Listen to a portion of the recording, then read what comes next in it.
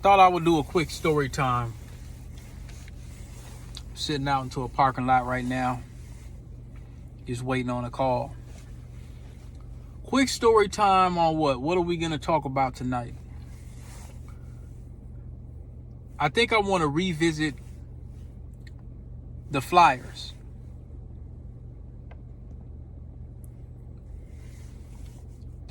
Somebody texting me. I want to revisit the Flyers. If I get a call, then I'll just continue with another time.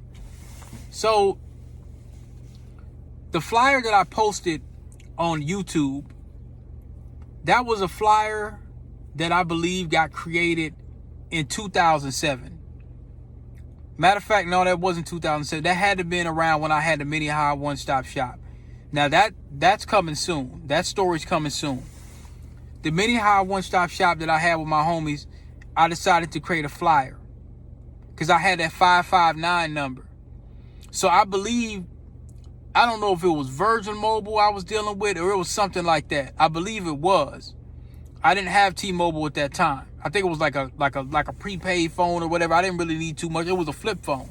I wasn't interested in like the so-called the droids. And when the smartphones were just starting to come around, a big thing, like people weren't using apps or recording stuff to the certain degree. They didn't have these 1080p phones like we do right now. Around 09, 2010, they was just kind of getting to that. That was beyond the chirps and the two-ways and all of that. But people were just starting to use apps a little bit more. Facebook was just kind of coming around as far as black folks. You already had MySpace and Black Planet. I'm gonna get into that at one point in time. I gotta do a Black Planet. I gotta do a Black Planet because that was IT. That was the main start of social media. That was it. Gotta do a Black Planet. Gotta do a MySpace. So that's two different storylines I'm gonna give y'all. Or it might be both. So that flyer that I posted was to get people to be okay with the fact, okay, we had a store. So, man, I'm trying to remember, was that for the store? Or it might have been right before, but I'm quite sure it had something to do with the store because I basically said I would pick people up in the surrounding areas. I would go to people's houses and pick up their computer, work on it in the shop. You see what I'm saying? I gotta holler at Josh G and see if he has the flyers. Somebody got them one-stop flyers because it's a couple of them. But I believe that flyer was either right before the shop or I was using it in conjunction of the shop. And I don't even remember where I passed those out. I honestly don't. But I started learning how to do password resets because people were locking their computers. Or somebody might have a hot computer or you know, whatever. If you bring your computer to me and you need it unlocked, I'm not no pawn shop. I'm not running your ID and all of that. You coming to me for a service, I'm going to unlock the computer. I'm not the damn FBI. You see what I'm saying? So I unlock it because I had a Linux disk. And it allows you to boot into it, unlock the computer. And then I charge them like 40, 50 bucks or something like that. If they lock the computer, I charge them like 50 bucks. What started happening was people were like, man, I did it in front of somebody one time. And you know Negroes, black folk crazy. They be like, man, that only took you 5. It literally took me it took me like 30 seconds.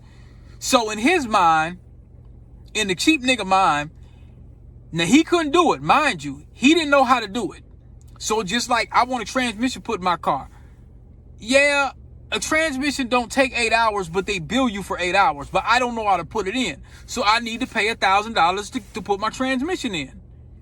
It don't take long to put a transmission in. It really don't. But they gonna bill you for a day's work. So I can't go to the transmission person. That's why they don't want you sitting around in the shop talking about, well, it only took you 2 hours to do it. Why you charging me $1,000? Because you didn't know how to do it. You didn't know how to do it. And now you don't want to pay. So I had to stop doing that. Like certain customers, you know, I just pop it in, unlock it. All right, 50 bucks. In his mind, in the cheap nigga mind, he like, well, You could have charged me $5 or $10 to unlock that. It was that easy.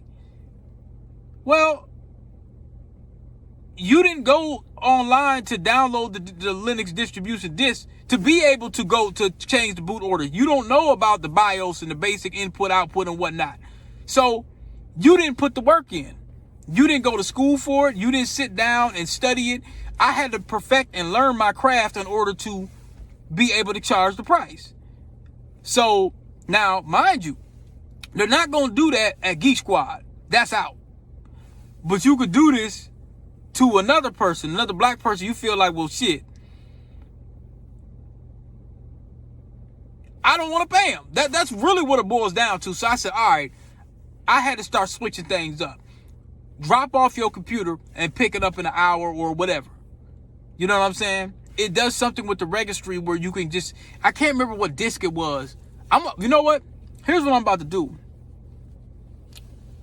I normally didn't show my tools back in the day because the old man said me, you don't let nobody show your tools. This stuff is old as hell. I don't use it anymore. I'm about to crack open that toolbox and show y'all all the stuff that I used to do. This is something I've never done before, y'all. This is something I've never done. I'm going to show y'all all the stuff that I used to use. What was my toolbox? I always kept that toolbox to try to keep me a little humble. That's what I used to do. I'm going to cut this car off. I always kept that toolbox because I kind of wanted to be humble to a certain degree. To remember all of these things that I use to kind of get where I'm at.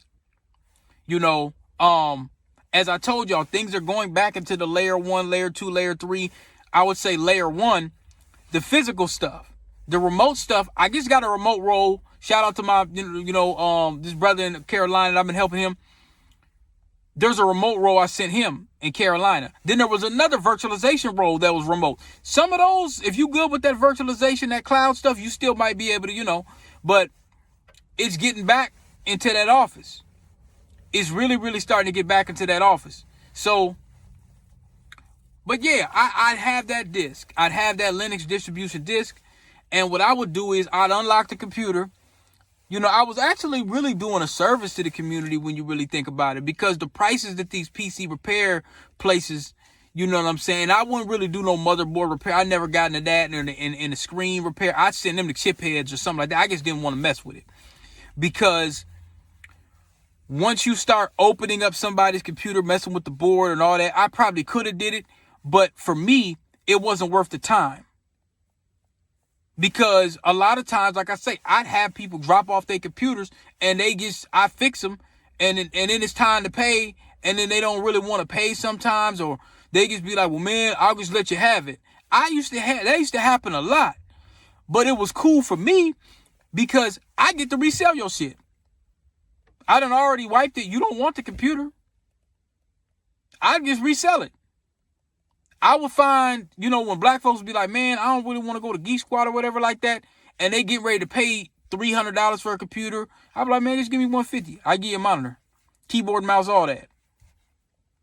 And you can install TeamViewer. That was another story that I was going to get into about TeamViewer, but I think I'm going to do a story/tech thing showing you how to remote in somebody's computer with TeamViewer.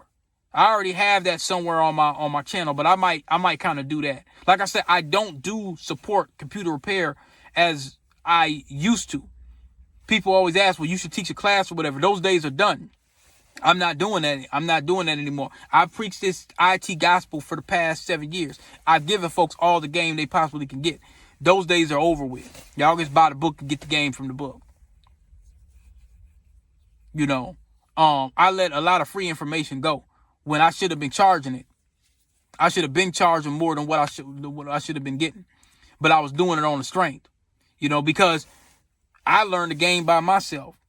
I didn't feel like people should have to just go and reinvent the wheel and do all this kind of stuff. Man, here you go. Do this, and you'll get in the game. It's that simple. It's not rocket science. You see what I'm saying? So, but I thought that was very interesting. I would get people that would come back and they keep getting viruses over and over and over and over. They would always get viruses. And then they would be like, well, what could I do to stop the virus? And so I told this I told this person one time, I said, look at it like this from this analogy. This ain't the most professional analogy I'm going to use, but I'm going to say it because it needed to be said. I said, how long could somebody run around the city raw dogging without getting burnt? I mean, you might be able to do it for a while, but if you're not protected and you just laying up with anybody, what's going to happen? We ain't got to the pregnancy part. We ain't got to extending your genetic legacy without any aforementioned thought about who you may be mixing with. We ain't even gotten to that. Let's just talk with the disease and infections. Let's just stick on that. Now you keep doing that, that's bound to happen, right? Well, maybe it could happen, but you could be safe for a while. Okay, but what happens when it does happen?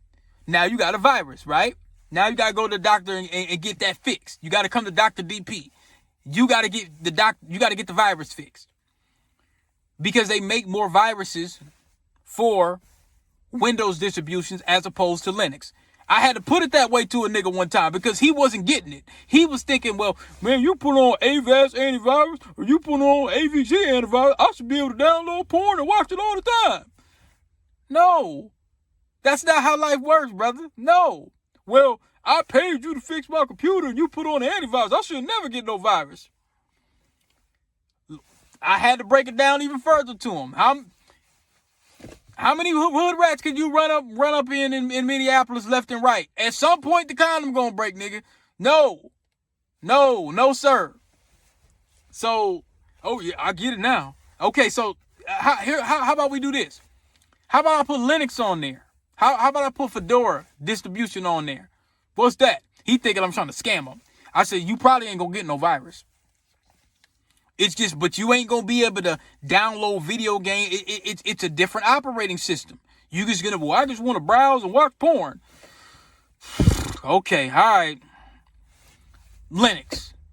So I ain't making no more money from them. I'm installing the Linux. I'm installing the Fedora. I told this story before. So that's what I did. So I didn't make no more money. He called me one day, man, I'm watching all kind of stuff. And man, bro, I don't need to hear what you're watching. Some of that stuff's kind of weird. Man, you saved me a bunch of money. I could watch whatever I would. That was the whole point. That was the whole point. You got a bulletproof. Now you got a bulletproof rubber, pretty much. I had to break it down to him like that. He wasn't getting it. He thought that he could just install viruses and install all kinds of antiviruses, and then all of a sudden now he can't, No. You can't do that, bro. You can't do that. And I had to break it down to him like that. I had to break that down to a couple people like that because they just think that they could install an antivirus and it protects them against anything. No. The condom might break. It might. No, that don't mean you keep going on the same stuff. You don't keep going on them weird sites or, gossip sites and all that. Yeah, they got all kinds of crap on them. Adware or spyware. No. So, no. So I used to, sometimes it would be so bad, I could run like Adware and AVG, a couple different things to clean the computer up. But if it got to the point where it's just crunching slow, like I try to have them install TeamViewer and they don't know how to install it, I just come pick the computer up. Wipe the computer, give them fresh Windows XP or whatever, throw the antivirus on there, throw Office on there, and just call it a day. $100. Sometimes 50 or whatever the case may be. And I put that money right in my pocket. You see what I'm saying? So that's where a lot of them flyers come from. So I would do stuff like that. Somebody might want a CD burner installed. I'm going to tell y'all, this is another story that I learned too. This was way before the shop. This might have been around 06, 05. I don't know what time it was. But I'm going to tell you something that an older brother, I remember he had locks. Somebody must have gave me a referral. I think it's when I started printing out Vistaprint, when I felt competent enough to just go, to actually be able to go over people's houses. He had a Mac. Now, y'all know them Mac desktops, getting them Apple Macs, They ain't like no regular PC. They are not like a regular PC at all. They're like upside down, and you got to turn this to get all this and get all that. And he wanted me to install like a CD burner in there. And I got over there to his house. I started working with it. I started doing something, and I couldn't figure it out. And I said, bro, man, I don't know. And he had all the stuff that I needed, and it caught me by surprise. And he said, and I told him, I said, man, I don't know how to do it. Like I don't, you know. I said, man, I ain't even gonna charge you to. He said, look, bro, I'm gonna give you some game, young man. I never forgot this. He says, don't ever tell somebody you don't know how to do nothing. You try to figure that shit out. Don't ever do that. He said, what you should be asking me for is a laptop with the internet, which I got. So I said, well, I need your laptop, sir. He said, slid me over his laptop. Because all I needed was the instructions. Because when you're looking at this shit, you looking like, I can't open this. Because the screws were not in the normal place. You know, when you pull up a PC, a regular little, you know what I'm saying, a Pentium 3, Pentium 4, you know, any of them AMD, them Cyrix. Y'all don't know about them Cyrix. Those old school janky CPUs. They ain't even around no more. But them, a regular PC that might have had Windows XP, Windows 98, or Windows 7, whatever. You just open up, they call it an ATX chassis case. It was called ATX. You open that shit up with the screwdrivers and take it off, unscrew a couple CDRs, and slide that joint up in there, and then they charge you $150 to do that shit like the Geek Squad. Not an Apple Mac. Not the one he had. You had to open up the case, turn it upside down, unscrew this, unscrew that, turn it upside down again. I mean, they really had it. They made it to be what they call proprietary, which means they're the only people that got it like that. And naturally so. They don't want you making a lot of modifications and changes to the board. So I just pulled up the instruction manual. I figured out how to do it, install this stuff. And it's plugging. Apple ain't got a bunch of drivers and a bunch of garbage. You got to go through all these downloads and all this stuff. No, Apple just plug and play. That's why people love Apple. Plug and play for real. Wasn't no drivers. It was almost like telekinesis. It was like Jean Grey up in that joint. It was like Professor X. It just slide right in, connect. That's it. And guess what? Young brother here go 100. I was only charging him $30 to do it. He said, don't ever tell nobody that. He said, even if you don't know, just tell them you're going to try to figure it out or whatever like that. But don't say you don't know how to do it, because he said, you're going to start telling your neurons and all that you're not even, it's going to start messing with your DNA. It's going to go into your atoms. He said, your energy going to be even off. He said, even when you told me that, I seen the spirit leaving you, like, man, you didn't think you could do it. And all you needed was the internet.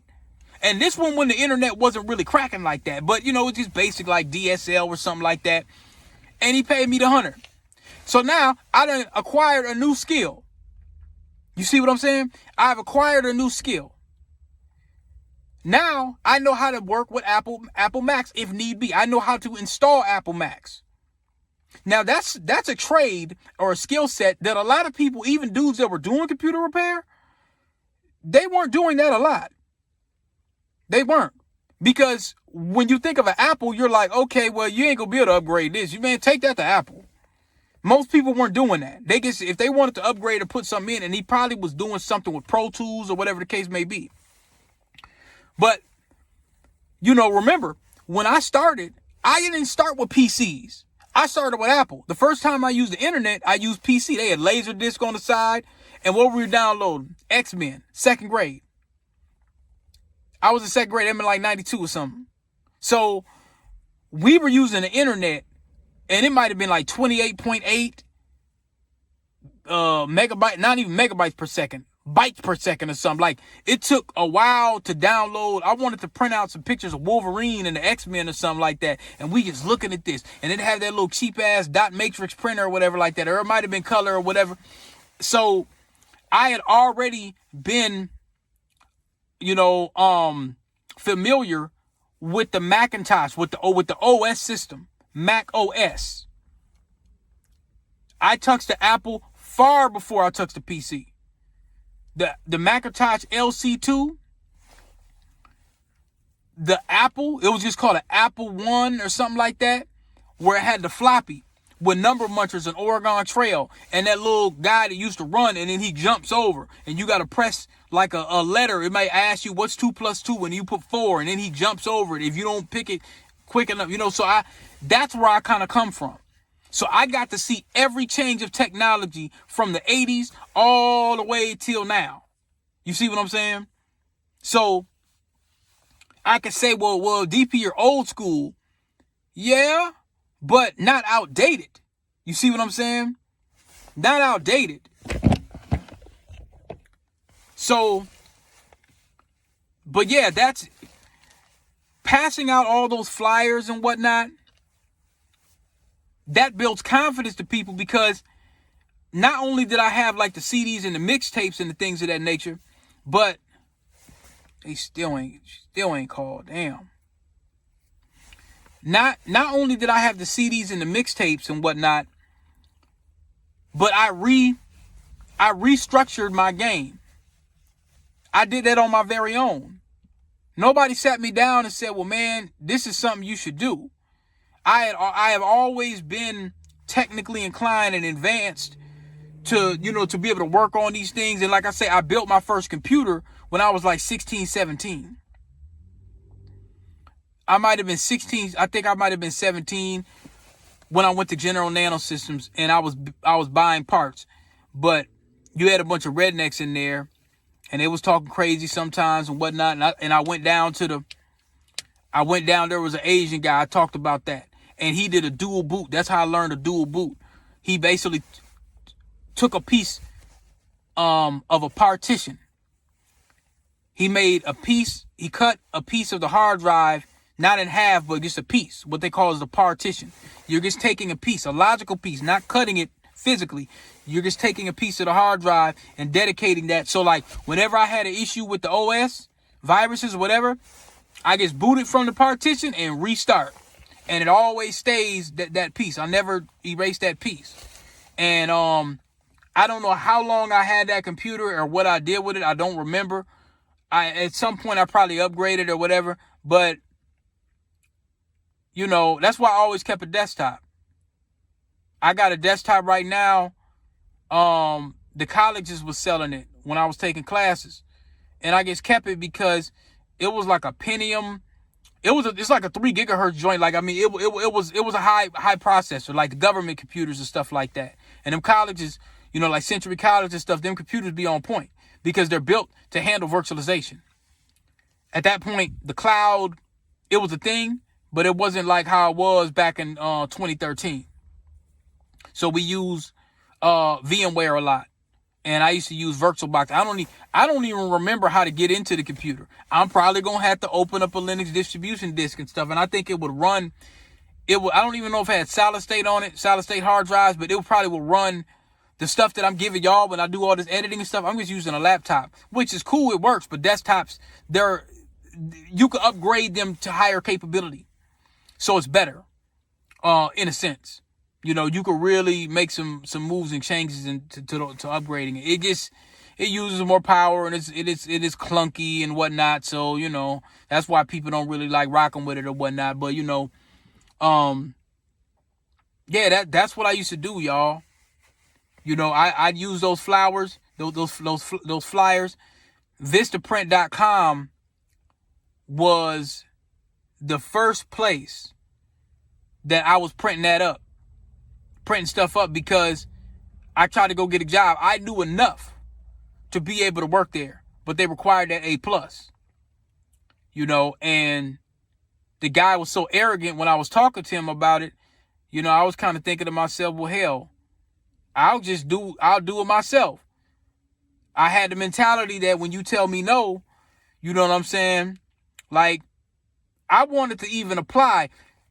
They said, well, apply for the sales position. Now, that was one way I could have got in there, because from a sales position, that's why Best Buy, CompUSA, it was a good place for a young man to get in there and get around the software, see what that stuff really costs.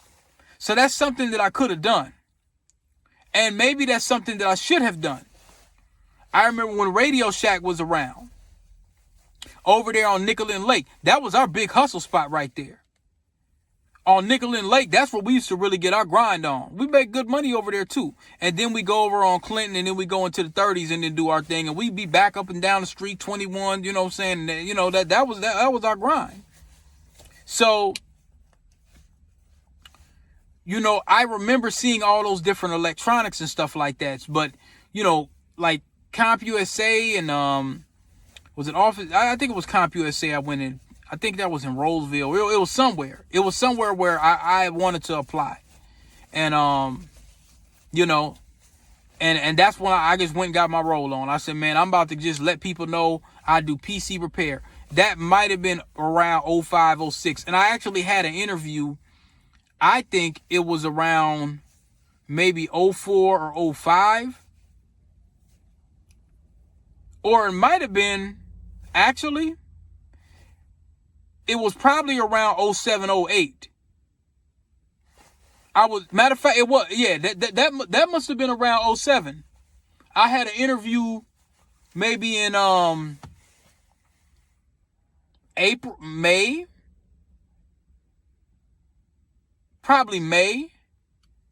of 2007. Maybe. Or it might have been, it was around that time, or it was after I left IPR, because I got a lot of, I was the top PC. When IPR started, I was the #1 student in that school for the PC repair class. Because I went through that with flying colors. I barely studied. I pretty much tested out. And that's why the teacher was like, okay, well, he don't know his music notes like that. He don't know music theory. What do you want to do when you get out of here, man? And I had the opportunity. And I probably should have took it at that time, because that's what I was good at. I wanted to go to school for music theory, making beats, production. That wasn't my skill set. I recorded all my homies' mixtapes. I was good. I could make the beats. I could write my ass off. I could songwrite. I could do that. I had some bars, but that wasn't really my calling at that time. You see what I'm saying? I was good at this tech shit. I was real good at it. You see what I'm saying? So my focus kind of changed, because I'm not making no high class beats. Everybody in Minneapolis ain't coming to me for beats. My beats wasn't all that good. And I'm not really trying to rap like that. I'm not really trying to get on stage and be a rapping ass nigga. That wasn't really my thing. I wasn't, you know, I wasn't really good at that. I became good at it, but that wasn't my goal. You see what I'm saying? I wanted to produce. I wanted to produce and make beats and mix and master and all that. But that wasn't in the cards. I was natural at the tech stuff, because I could just print out a sheet of paper and hand it to people and get money on a regular basis. And I just had to learn how to polish that up. But it took me to be under the tutelage of Master Splinter. You see what I'm saying? And that was my whole point to the brother that was like, well, man, it only took you 5 minutes to do it. It didn't take you long to fix this. But I had to put in the work, brother. You take it as 5 minutes. You're taking it as 5 minutes of my time to fix something that, you know, you figure, well, you charge me $50, $60, $70 to do this. You shouldn't charge that much. But I had to take cold ass buses on Plymouth Avenue, getting laughed at on the bus because I had to ride the bus. I had to go all the way up to General Nanosystems and all these places and build my own computer. I had to read books and spend thousands of dollars breaking shit and fixing stuff and breaking shit out of my own pocket. I had to hustle up money in the freezing cold in order to buy cars so I could transport my computers to resell them. You see what I'm saying? I had to do these things. I had to learn these things and perfect my craft and take it on the chin and learn under Master Splinter and learn from the senseis to be able to charge this price because of the skill set that I earned. That's why you have to pay. Because I had to pay dues. So you have to pay. Because you don't know shit. You don't know how to do it. And I don't know how to install a transmission. I don't. I have to pay. I don't install alternators on my 79 Riviera. I don't remodel my car. I don't know how to spray my old school. I had to pay someone $3,000 to put that paint on there. I don't know how to put the airlift kit on there. I didn't know how to put the true dual exhaust in the dual pipes. I didn't know how to install the Pioneer deck so I could listen to my 8-ball MJG. So guess what? I have to pay for that. And I did it gladly. Pocket full of money. How much is that? 3 racks? Here you go. I don't have time to fiddle around on the internet and figure out how to do it. I'm not the expert. I have other shit to do. So I had to pay somebody for something that I didn't know.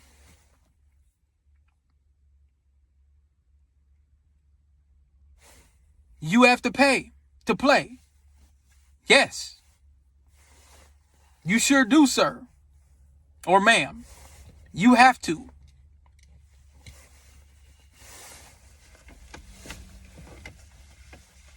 And everybody has to pay at some point. You're going to have to pay to play.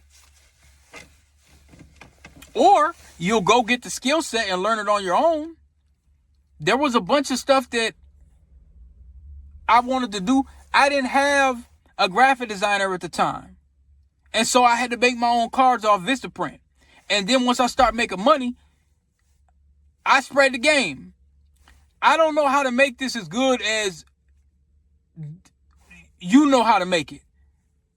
So I go to Divine Web Design, this brother from Chicago, and I paid him to make my first flyer. Now my flyer makes, and I came up with I never did LLC it, but Grind Hour Multimedia. My idea was to have a multimedia company. So yeah, I'm doing music production, PC repair, you know what I'm saying? Maybe songwriting or whatever, like multimedia. So under the banner, you know, and I'm still got little mixtapes or whatever, but I'm saying under the banner, I'm not just doing PC repair, I'm doing multimedia. That was my vision. So I registered with ASCAP, and I did all these little things where I said, okay, if I start putting something together, this will be under that umbrella. I'm not going to be having all these different divisions of companies unless one becomes successful and then you have subsidiaries. So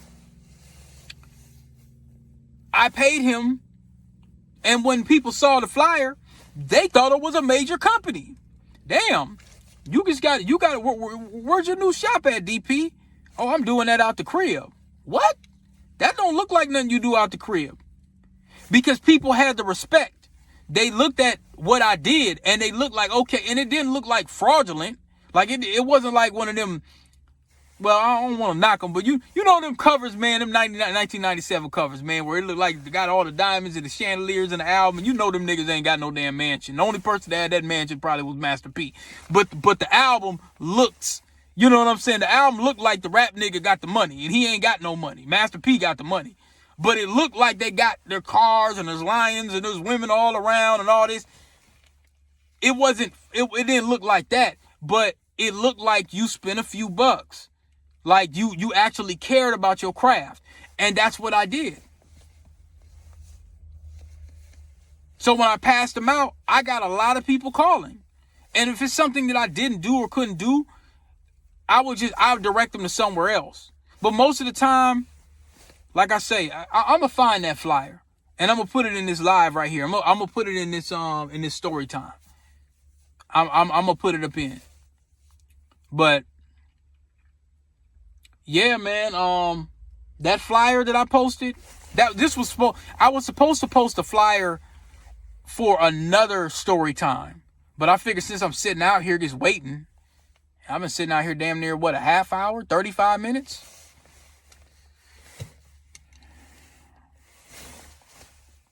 I figured that I might as well just go ahead and just run it by y'all. Rock out. If I was doing this live, I would take questions or whatnot. We're going to start doing that after a while. Okay, there goes my call. All right, hold on. Hey, I'm going to upload this, y'all. We gonna get to it. Good. I'm feeling good about these story times, man. I hope y'all enjoying these story times. This ain't gonna be your no. There ain't no nigga on the internet that does this like me. Far as this tech shit, I'm not into this ultra enterprise professional. I'm gonna give it to y'all from the Black American experience. This ain't gonna come from the Sambo tap dancing nigga experience. This is coming from a nigga that was on the block. Far as tech, literally on the block, backpack full of CDs, mixtapes, and whatever. And I'm gonna give you other stories too. You see what I'm saying? And how I refined my game, became an author, tech trainer, all of that. This ain't, like I say, this is not this. Yeah, this ain't no Rudy Poo. You know, go kiss ass at the job. No, we're gonna be in a codified manner. I'm gonna upload this soon.